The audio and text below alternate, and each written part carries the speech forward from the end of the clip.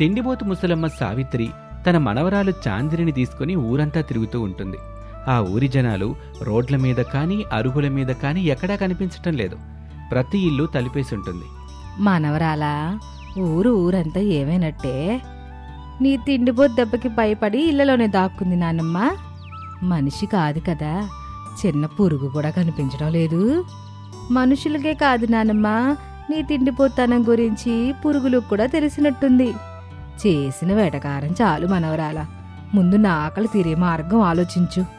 ఎంతలా ఆలోచించాలి నానమ్మ? లేచినప్పటి నుంచి తిరిగి పడుకునే వరకు నీ గురించి, నీ తిండిపోతనం గురించి నేను ఆలోచించడమే అవుతుంది తప్ప నువ్వు నా గురించి ఆలోచించేది మాత్రం లేదు. అదే అమ్మ బ్రతుకుంటే కొత్త బట్టలు కొనేది, బడికి పంపేది, ఏం తింటానో తెలుసుకుని మరీ చేసి పెట్టేది. మరి నువ్వో? సావిత్రి ఏమీ మాట్లాడకుండా ఉన్నపలంగా ఆగిపోయింది. నా నోటి నుంచి తినుడనే మాట తప్ప ఏ మాట వచ్చినా ఇలా ఏమీ మాట్లాడకుండా విగ్రహంలాగా ఉంటావు. ఏమైనా అంటే చాలు బాధపడుతున్నాను మనవరాలా అంటావు. ఈ బాధ నీకు తిండి దొరక్కపోవడం కోసం నాకు తెలుసు నానమ్మా. అలా ఎలా పసిగడతావే మనవరాలా? నాకు తెలివి వచ్చినప్పటి నుంచి చూస్తున్నాను కదా నానమ్మ.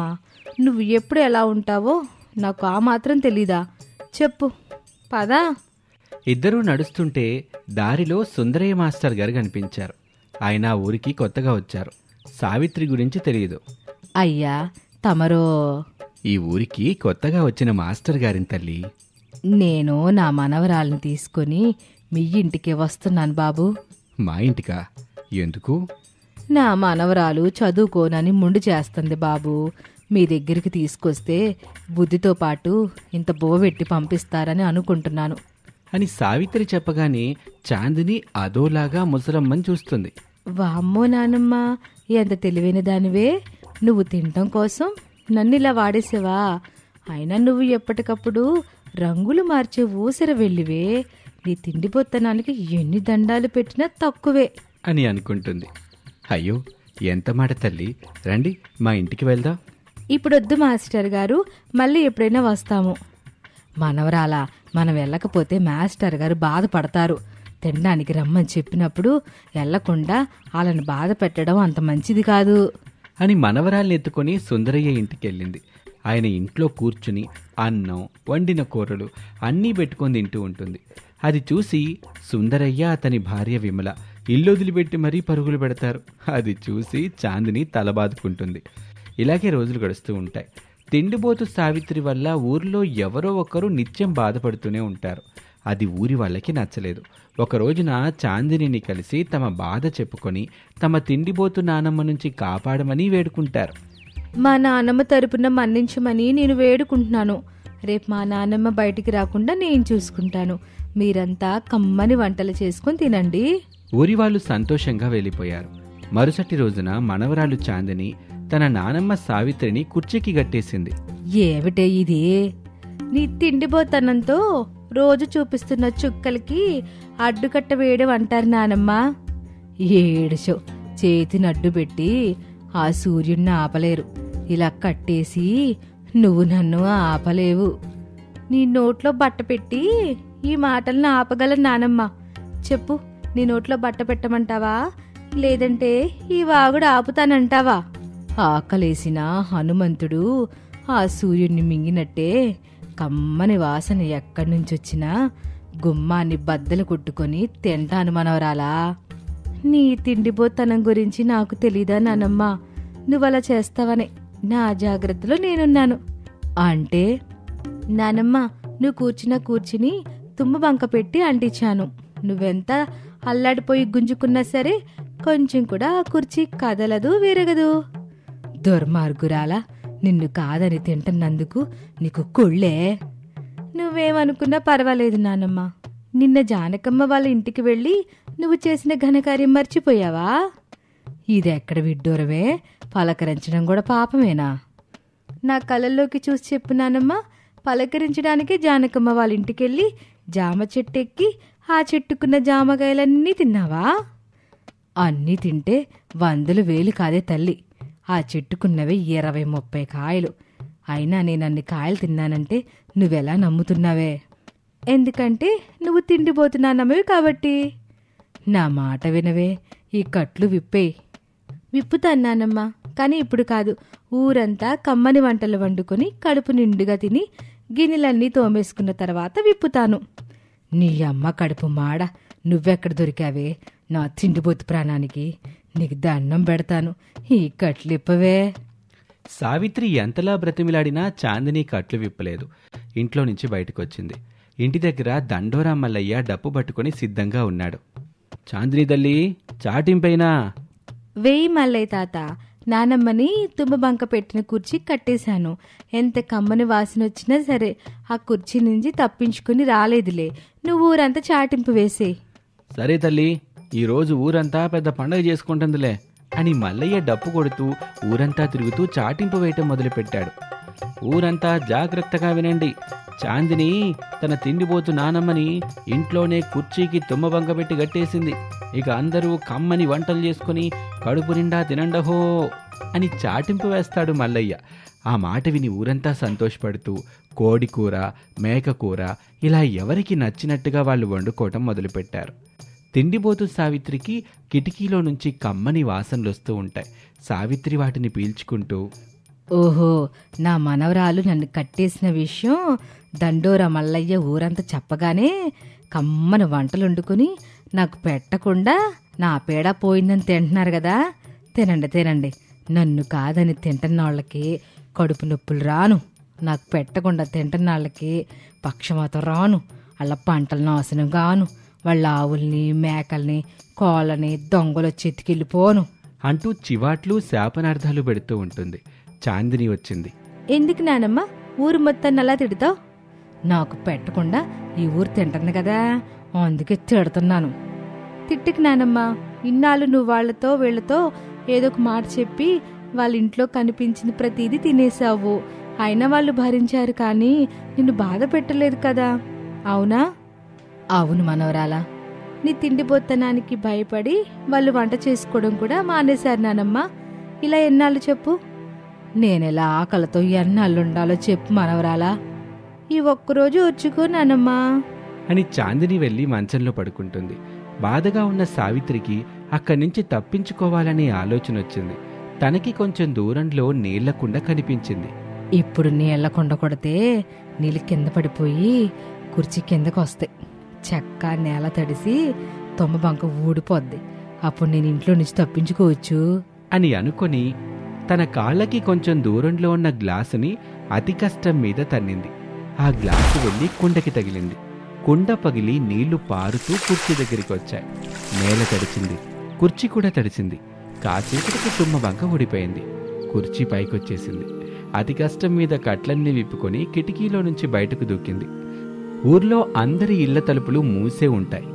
ఓహో, నా మనవరాలు నన్ను కట్టేసి పెట్టిందని ఊరోళ్ళంతా తలుపులేసుకుని మరీ పండగ చేసుకుంటున్నారా? చెప్తా ఇళ్ళ సంగతే అని ఒక ఇంటి కిటికీలో నుంచి వాసన వస్తే చూస్తూ ఉంటుంది. ఇంట్లో తింటున్న వాళ్ళు సావిత్రిని చూసి బాగా తిడతారు. సావిత్రి కన్నీళ్లు పెట్టుకుంటుంది. నానమ్మా, నానమ్మా, ఎక్కడున్నావు నానమ్మా? నిన్ను వెతకలేక చూస్తున్నాను. కమ్మన వాసన వచ్చినా పరిగెడతావు, తింటూ ఎవరైనా కనిపించినా పరిగెడతావు అని పిలుచుకుంటూ చాందిని తన దగ్గరికి వచ్చింది. మనం తినే తిండి మనది కావాలి, కానీ వేరే వాళ్ళది కాదు నానమ్మా. వాళ్ళ తిట్లతో మనం తింటే మన కడుపు నిండుతుందంటే చెప్పు నానమ్మా, నీతో పాటు నేను కూడా వస్తాను. సావిత్రి ఏమీ మాట్లాడకుండా అలా నిలబడిపోయింది. నానమ్మా, నేను ఇప్పటికే 2-3 ఇళ్లలో పనిచేస్తున్నాను. ఆ డబ్బులతో నీకు అన్నం పెడుతున్నాను. అయినా నీ ఆకలి తీరట్లేదు కదా. పనయ్యాక రోడ్డు మీద అడుక్కుంటూ వచ్చిన డబ్బులతో నీ ఆకలి తీరుస్తాను. ఇలా వద్దు నానమ్మా అని చాందిని చెప్పగానే సావిత్రి కళ్ళల్లో నుంచి కన్నీళ్లు కారే. ఏవీ మాట్లాడకుండా మనవరాలు చాందిని ఎత్తుకుని ఇంటికొచ్చేసింది. నన్ను మన్నించు తల్లి, నిన్ను ఎంతలా బాధ పెడుతున్నానని అనుకోలేదు. రేపటి నుంచి నేను కూడా పనికి వెళతాను అని చెప్పటంతో చాందిని అదంతా నిజమే అని నమ్మింది. కానీ తిండిపోతు ముసలమ్మ ఎందుకు పనికెళ్తానంటుందో అర్థం చేసుకోలేకపోయింది. చాందిని మాత్రం సంతోషంగా తన నానమ్మ. ఊరి వాళ్ళందరూ పొలాల దగ్గరికి పరుగులు పెడుతూ ఉండటంతో శంకరం ఆతృత తట్టుకోలేక అటుగా పరుగులు పెడుతున్న మల్లిని ఆపి, ఏంట్రా మల్లిగా అందరట్టా పరుగులు పెడుతున్నారు? ఎవరైనా పోయారా ఏంటి? తెక్కలోడా, నీ నోట్లో నుంచి ఒక్క మంచి మాట కూడా రాదు కదా. లేకపోతే ఆ పరుగులేంటి? ఊళ్ళోకి ఎవరైనా వచ్చారా లేక ఎవరైనా చచ్చారా? మా ఇంటికాడ రామయ్యనున్నాడు కదా, వాళ్ళ గట్టు పంచాయతీ జరుగుతుందంట. ఆ గట్టు కోసం అన్నదమ్ములు గొడవలు పడుతున్నారంట. ఇంకా మన ఊరి జనాల గురించి తెలిసిందేగా, ఎప్పుడెప్పుడు ఊళ్ళో గొడవలు అవుతాయా వెళ్ళి చూద్దామని ఉంటారుగా. మరి నువ్వేం తక్కువైనాడు కాదుగా, నువ్వు కూడా చూడ్డానికి వెళ్తున్నావుగా. సరే పద, ఆ గట్టు పంచాయతీ ఎంతవరకు వచ్చిందో చూద్దాం. అలా ఇద్దరూ రామయ్య గట్టు పంచాయతీ దగ్గరికి వెళ్తారు. అరే రామయ్య, ఎన్నిసార్లు చెప్పాను మీ అన్నదమ్ములిద్దరూ సరిసమానంగా గట్టును వాడుకోండి అని.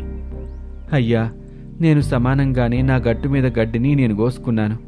కానీ నా తమ్ముడు నేను లేని చూసి నా గట్టు మీద ఉండే గడ్డి మొత్తం కోసుకెళ్ళాడు. ఇప్పుడు నా ఆవుల పరిస్థితి ఏంటి? మూగజీవాల్ని పస్తులు పెట్టాలా? ఏంటి భీమయ్య, మీ అన్నయ్య చెప్పింది నిజమేనా? పోయి పోయి మా అన్న మాటలు విన్నారనుకోండి, ఆడు నోరు తెరిస్తే పచ్చి అబద్ధాలు. అయినా నా గట్టు మీద నేను గడ్డి కోసుకోవడానికే నాకు బరువు, ఇంక మా అన్నయ్య గట్టు మీద గడ్డిని ఎలా కోస్తానయ్యా? అదంతా వింటున్న శంకరం మధ్యలో కలగజేసుకుంటాడు. అయ్యా, రామయ్య గట్టులో భీమయ్య గడ్డి కూడా నేను చూశాను. ఇంకా రామయ్య విషయానికొస్తే చీకటి పడే సమయంలో తమ్ముడి గట్టులో గడ్డి కోస్తాడు. దీనికి మళ్ళీ పంచాయతీ పెట్టడం భలే ఉందే గారు గట్టు పంచాయతీ. ఏంటి రామయ్య భీమయ్య, శంకరం చెప్పేది నిజమేనా?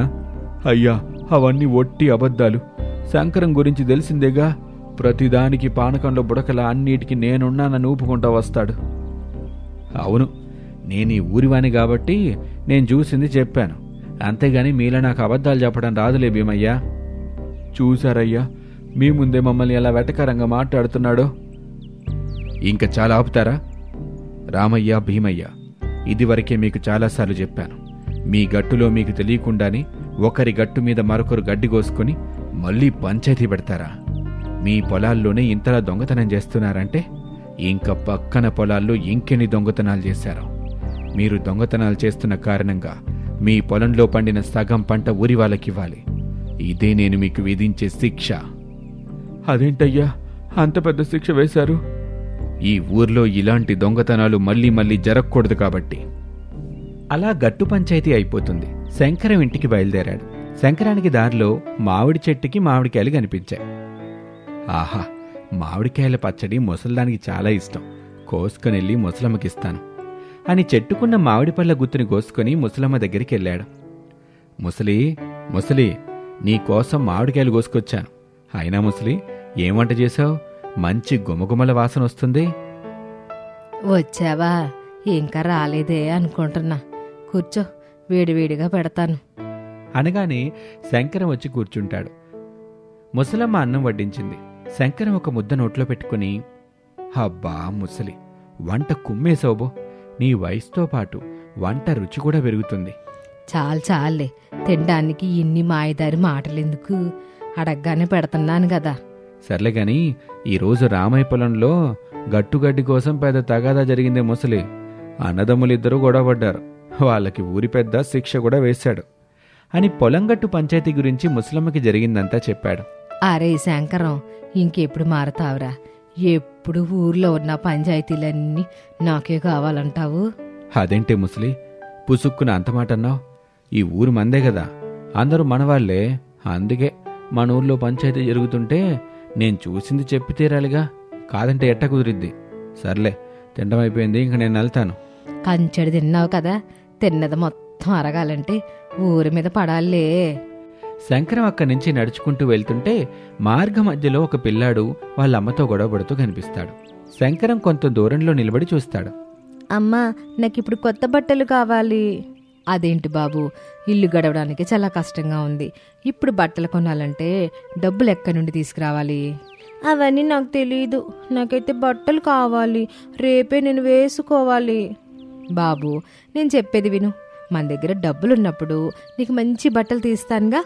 దగ్గరలో ఎలాంటి పండగలు కూడా లేవు కదా, ఈసారి పండగకి కొనిస్తానులేరా. నీ దగ్గరుంటే బట్టలు కూడా కొనివ్వవు, ఇంట్లో ఉండను. ఎల్లెళ్ళు, ఎక్కడికి వెళ్తావో? మళ్ళీ నీ కడుపు కాలితే ఇంటికే వస్తావు. ఆ పిల్లాడు ఇంట్లో నుంచి కోపంగా వెళ్ళిపోవటం చూసి ఆ పిల్లాడితో పాటు శంకరం కూడా వెళ్తాడు. ప్రతిసారి అమ్మిదే మాట ఉంటుంది. ఈసారి మళ్ళీ ఊర్లోకి అడుగు పెట్టేదే లేదు.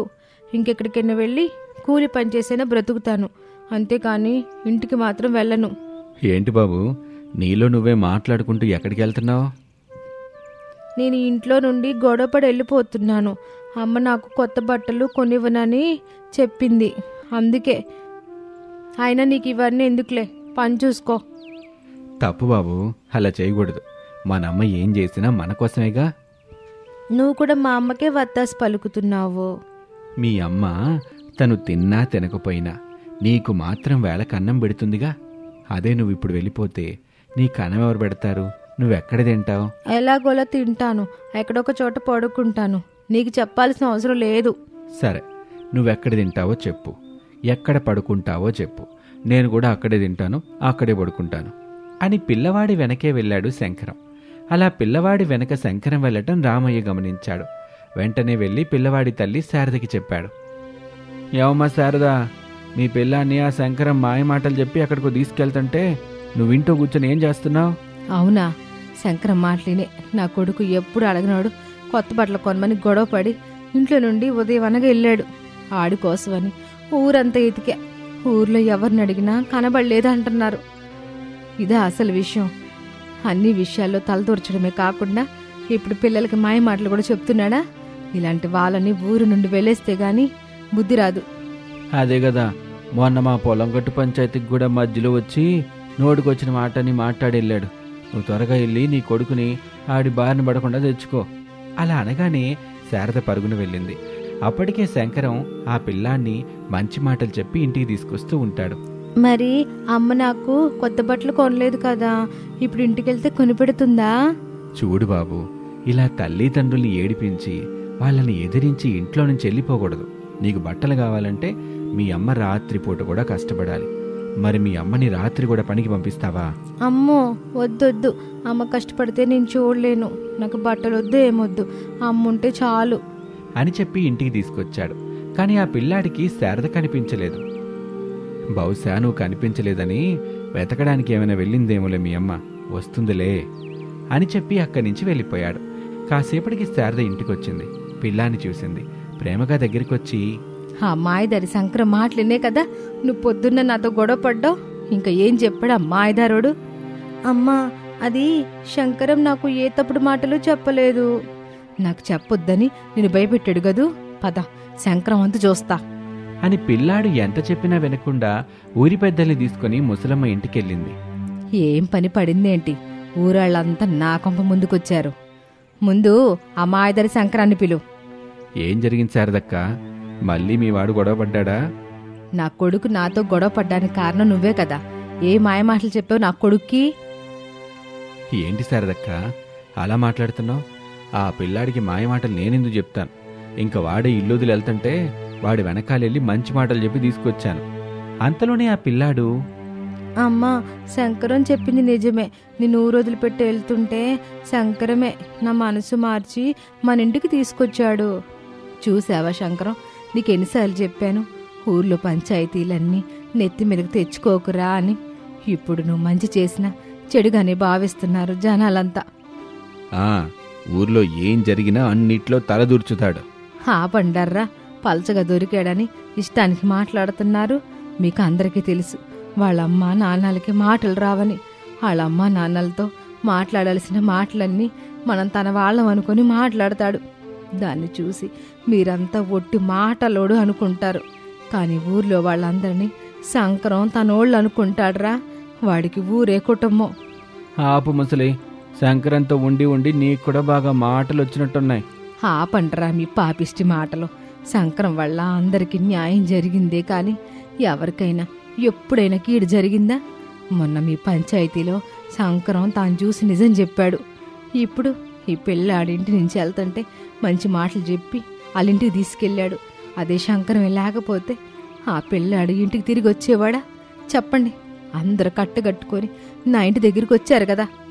ముసలమ్మ మాటలు విన్న ఊరి ప్రజలు మరో మాట మాట్లాడకుండా తలదించుకున్నారు. ఈ విధంగా శంకరం ఊళ్ళో అందరికీ తల్లో నాలుకలా ఉంటాడు.